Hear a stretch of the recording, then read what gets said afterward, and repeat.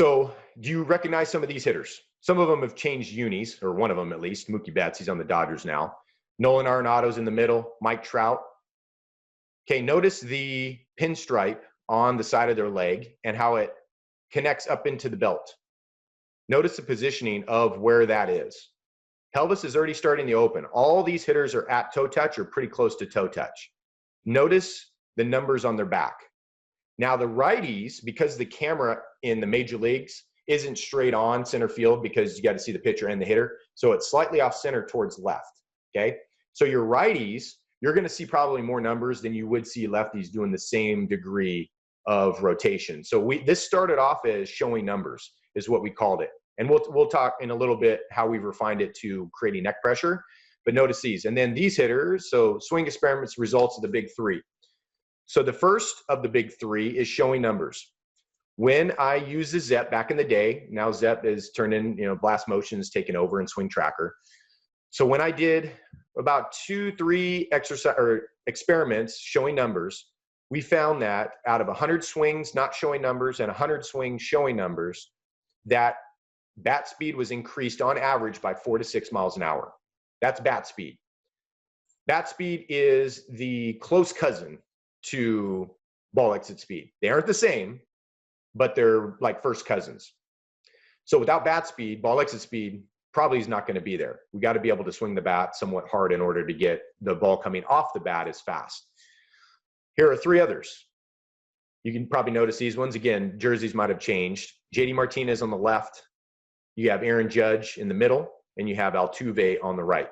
Now, I know I'm as big against the whole cheating thing as probably many of you are with Houston, the Astros back in 2019. But Altuve, being 5'6", 5'7", whatever his height is, he does a lot of these mechanical things correctly. So regardless of whether he knew the pitch was coming or not, he's still got to be able to hit it as far as he does, which I think that year he hit 30 plus, 35, even with the playoffs and the World Series. I think he got close to 40 home runs that year. So even though you know it's coming, I mean, the guy's 5'6". He's not Judge, who's 6'8". So you can't just write the guy off for, oh, well, he's gifted or whatever.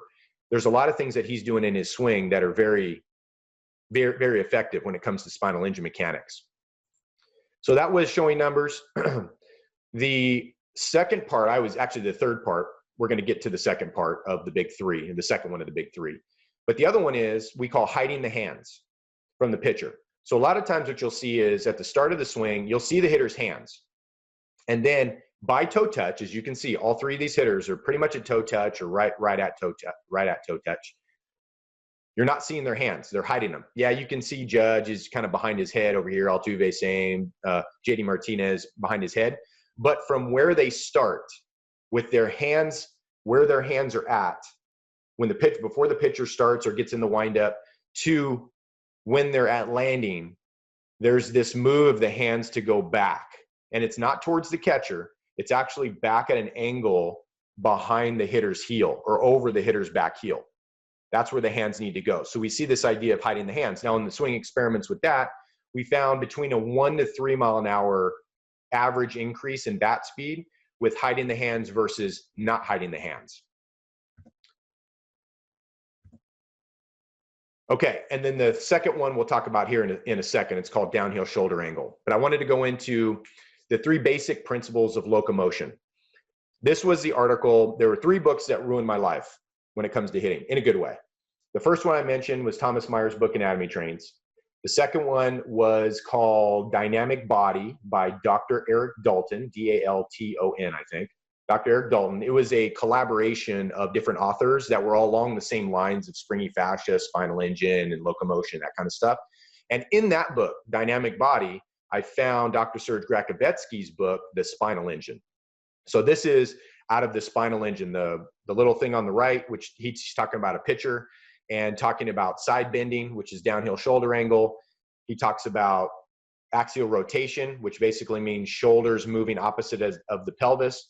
When we walk as humans, our left leg comes forward when our right arm comes forward, and the opposite happens. Left arm comes forward, our right leg comes forward. So that is axial rotation. Your shoulders turn opposite your pelvis. And it's like this gear shift that just does this when we walk, our shoulders and our pelvis, and they move opposite each other, almost like winding it up, unwinding, winding, unwinding. The other move, so the axial rotation, shoulder, pelvis separation, the side bend or downhill shoulders. And then the third move of the spine is flexion extension. So if you go into an arch, you're extending your spine, you're hyperextending your spine. If you just stand in neutral, your lower back has a slight curve to it, or at least it should. If it does not, then we've had surgery to correct something, we put pins in or something, or maybe we've got a lower back that's compromised. But we should have a slight curve in the lower back, and Dr. Serge Grachovetsky calls it lordosis. So just standing there in neutral with that curve in your lower back, you already have extension in your back. It's not hyperextension, it's just extension. Flexion would be if you were doing a crunch and you were to go the opposite direction and you flex your spine. So you think about whales, they go this way with their tail, right? That's flexion extension of the spine. Sharks go side bend. You see this right here. They do a little bit of both, but that's the good example of side bending. We use all three of those when we walk. So we already have lordosis, or that little bend in the lower back. We drop our shoulder into a side bend, and that helps us to initiate the axial rotation where right arm comes forward as the left leg comes forward.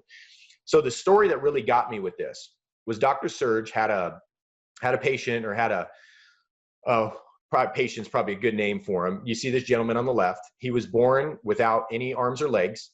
He walked on what's called the ischium, the bottom of the pelvis, and you can see him here. And so what he did was he hooked up electrodes, not to shock him, but to measure his muscle activation and his ligament activation. And he said, if you watch, and you can go on YouTube and you can put in Dr. Serge Grachovetsky, try and spell it the best you can. It's a kind of a goofy name, Spinal Engine. And he's got a video on there that's like an hour long. And you can watch, I think it's around the 4-minute mark or 3.5-minute mark. He has video of this gentleman locomoting. And what's crazy is if you covered, remember, this is from birth. This wasn't the guy had arms and legs until he was 18, got in a car accident or got a bad disease or virus or something where he had to be amputated. He was born this way. So it was from the start. But if you covered the lower half of his pelvis to know he didn't have legs and you watched him move, you would swear he had legs. So that begs the premise is locomotion is from the beginning.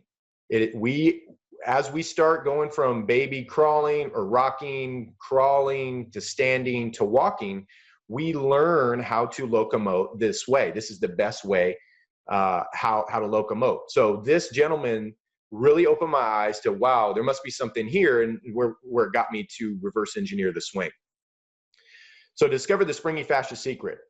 So springy fascia, for those of you that don't know out there, you know, we got bones, you know, we got muscles, but did you know we have connective tissue, and part of that connective tissue is called fascia. So what is connective tissue? Tendons, ligaments, fascia. It's a cotton candy or spider webby-like material that your bones and muscles float in. It gives muscles their shape. If you've gone to the grocery store and bought a bag of tangerines in that fishnet type of bag, think of the tangerines as your bones, muscles, and your organs, and the bag being the fascia. So it gives muscles their shape. Myofascia or fascia, if you've done myofascial release on a foam roll, you probably felt the pain, especially if you do your IT band, of that fascia when it gets really tight and clogged up. So cotton candy and spider webby-like material, it's made up of mostly collagen and elastin fibers. Mostly collagen, but there's elastin in there. Collagen is very springy. You've seen the Kardashians, how springy it is because they inject it in their face and their butt and everything else, and it keeps everything nice and plump and tight. Bones and muscles float in this web. Compression, they're composed of compression and tension forces. You see a couple of these things you probably recognize as a kid, or if you bought these for your kid, the Chinese finger trap and the geometric toys, although I don't know about the Chinese finger traps nowadays unless you go to some arcade and you can win tickets and get some of those things. But the idea is compression force is a brick stacked up on top of a brick pushing down. So each pushes against each other. Tension forces would be like a boom crane, and you have the cable. You got the big wrecking ball at the bottom, the cable, you got the structure of the boom crane. Well, that cable there's a tension force being exerted on it by the structure of the boom crane, and the wrecking ball itself. So we have both of these forces, fascia, that are acting within our body at all times, and resembles more of this toy on the left, this kid's toy. When you push one side of that toy down, it kind of shifts and changes. One side opens up as you push on the other side. So we got those two forces that fascia are into. So Thomas Myers Anatomy trains.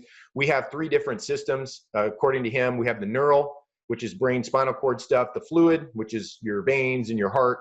And then we have the third one, and hopefully if you got kids there, there's no naked pictures here, but it can be a little bit unnerving. We have a fibrous system, which looks like this. So they did a lot of cadaver work. This is what the fascial system looks like. So it's not just something that is magic and floats. They've done a ton of research on this. And this is your fibrous system, or your fascial net is what Thomas Myers refers to this as. So what I want you to do is do a finger flick test. So Thomas Myers came up, this is where I read this from. So to show you the power of the springy fascia spinal engine system, what I want you to do, if you're seated, I want you to take your right hand or your left hand, whatever hand's dominant. I want you to put it on your leg, on the thigh of whatever side leg.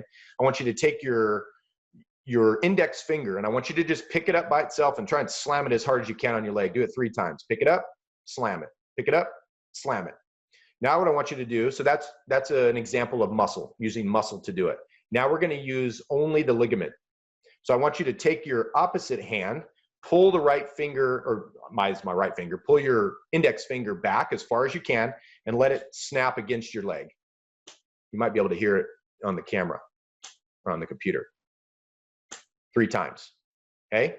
So that is an example of 100% ligament driving that. You can probably already tell that you're getting a bigger snap than you are when you're using your finger muscles. Okay, the last one is I want you to use a combination of both. Use a combination of the elastic or collagen, the ligament tissue. So you're going to pull the finger back, and then as you release the finger, I want you to slam it. Probably found that hurts a lot more than the other 2. So what we talk about in the swing is we're using a little bit of both. We're using more of the ligament tissue, which makes it safe on the body, and then we're using some of the muscle. The muscle isn't required, but it does help. So when we talk about strength conditioning programs and that kind of stuff, that helps. But we want to make sure we get our hitters moving correctly first. The other metaphor I like to use is the ringing towel effect. So imagine we got a ringing towel, like you see me in the picture. I got my bat here, and to ring a towel, you got to turn one hand one way and the other hand the other way. But when we combine the springy fascia and the spinal engine, instead of 2 hands, like we only have 2, if I had a third hand like Squidward on SpongeBob, I'd have a third hand down here facing the same direction as the one on top. The one on top is my head and my neck, my C-spine, cervicals. The one in the middle is my shoulder and my thoracic spine, the middle part of your spine, the 12 vertebrae. The bottom one is your pelvis and your lower lumbar, okay? The head and your lower back turn the same direction. They're turning the same direction. It's the one in the middle, the shoulders and the thoracic spine, are turning the opposite. So imagine a ringing towel, except with 2 hands, we're using 3 like Squidward, as you can see here in this video. This is what we're doing with the spine, and we're doing it in a safe manner. So again, returning to our hitters here, we talked about all these guys. Neck pressure, AKA showing the numbers. So when it comes to the pressure, what we're talking about is taking the head, and we anchor the head in a tracking position. Because when I used to teach this is just showing numbers, that hitters were showing too much of their numbers, and now they weren't able to see the ball. So we make sure that they anchor, their head is the anchor, and it anchors in a tracking position. The shoulder, the front shoulder, comes underneath the chin, possibly even past the chin, as far as it can go, as far as the neck will allow the shoulder to go. Wherever the shoulder stops, you got to stop, because then we start to pull the head off the ball. So when we say neck pressure, that's what we're referring to. Head anchors, front shoulder comes underneath until it stops at landing. So at stride landing, as you see with these hitters here, this is what they're all doing. You can see with their head, and I encourage you to go out on YouTube and start looking for this. You're going to see it. You're going to see the head anchor. You're going to see the shoulder come underneath. That's the first one of the big three. The second one, we talked about the side bend or down shoulders. So the experiment we did on this added on average, when we had down shoulders versus flat shoulders, added on average 4 miles an hour of bat speed. Again, bat speed, ball exit speed, they're similar, not the same, but without bat speed, you're not going to have ball exit speed. So you can see 4 of these hitters right here. Miguel Cabrera on the left. You can see JD Martinez in the middle on the top, Mike Trout in the middle on the bottom, and you got a new guy this last year. You probably all have seen him. He had a really good year this year, Fernando Tatis Jr. You have this slight downward shoulder angle. And I say slight. In golf, you're going to see an extreme just because where the ball is. But in baseball or softball, we can't be quite that down because we got to be able to hit balls up in the zone. So when I say slight, I'm talking about 6 to 10 degrees down. It's not a lot. I tell my hitters, this is 90 degrees, and then 45 degrees, 22.5 degrees, 12.25 degrees, right? It's really small, but you can see the back shoulder is above the front shoulder slightly. You can see with Trout on the bottom. I know that picture's a little farther off. You can see with Miggy, he's about 8 degrees, 9 degrees. JD is probably around that 6 to 8 degrees. Tatis is about, 6 to 8 degrees. And Trout is around that same. Hiding hands. Again, we talked about this already, so we won't go too far into it. So hiding the hands here, you can see also, we talked about being safe with the lower back. So what we do is we don't like what we call Donald Duck butt, or those of you that know Dr. Kelly Starrett from Mobility WOD used to be, and now it's, I can't remember what he changed it to. But taking the pelvis, acting like the pelvis is a bowl of water. And we don't want to spill water on our front of our toes. So we don't want to tilt our pelvis so water's spilling forward. We want to tilt our pelvis so our water's spilling on our heels, okay? And what you can see here, not so much with Betts, you can see Arenado, you can see these belt loops are almost flat. When you see the belt loops in more of an angle, and that also depends on the hip hinge that the hitter's taking as well. But Arenado, you can see definitely almost more of a flat, where his lower back, he's taken the curve out of his lower back because he's spilling water on his heels. Trout, you can see the same. He's flattened it. JD, Judge, he might be a little bit curved. Altuve, you can see the same thing. And if I had a picture of Josh Donaldson, you'd see flat. When he gets at the height of his leg kick, his pelvis is flat. So what that does is, if we go into a hyperextended position, what that does is that pushes the vertebrae of the lower back together. That's not bad in and itself. We see gymnasts when they're swinging back and forth on they're going from global flexion to global extension. Flexion would be flexing the lower back. Extension would be when they come through the bar and they're extending into like a global arch position. That's okay. The problem is since we hit, we have to turn and rotate. We have to. So if you're overarching your lower back, or your hitter is, and then you turn, you arch, turn, arch, turn. Okay, it's not going to show up in your younger hitters, but as they get into high school, junior high, high school on up, they're going to start experiencing back pain. So what we do when we flex, when we spill water on our heels, and the term we use with our hitters is we take the belt buckle and the belly button, and we try and bring those 2 points together. And we hold those 2 points together through the turn, even into the finish, because some hitters will release it into their follow through and they'll get into that arch again. We're still turning as we're arching. We don't want to do that. So if you can do the pinch, we call it the hollow pinch. So if you look on YouTube and just look up hollow position or hollow exercise, you'll get some cool gymnastic exercises to strengthen that. But we want our hitters to maintain the short distance between the belly button and the belt buckle as we're turning. Now, when you do that, the opposite happens to the vertebrae when you're arching. You give space or traction between the vertebrae, and now when you turn, you don't have that friction. You're not bone on bone turning. So over time, obviously, it's a lot safer, and it doesn't take away from performance at all. The swing experiments we did on that, I think it actually added 1 mile an hour on average. Didn't add a lot, but it makes the spine safe, and when the spine's safe, the brain is always about survival. It doesn't care if you can hit a 400 or 500 foot homer, or in softball, a 300 foot homer. It doesn't care about your performance. It cares about surviving. It cares about keeping your body safe.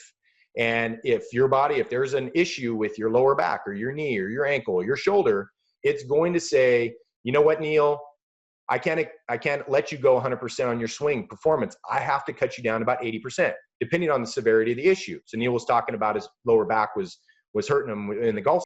The Hitting Performance Lab wants to know, did you know repeatable hitting power does not start in the hips? Have you heard the expressions, load and explode the hips? Power comes from the hips. Well, we created a free video revealing the results of a scientific study that will show you how we added 48 feet of batted ball distance instantly. And it's not all about the hips. Click here now to get the video while it's still free.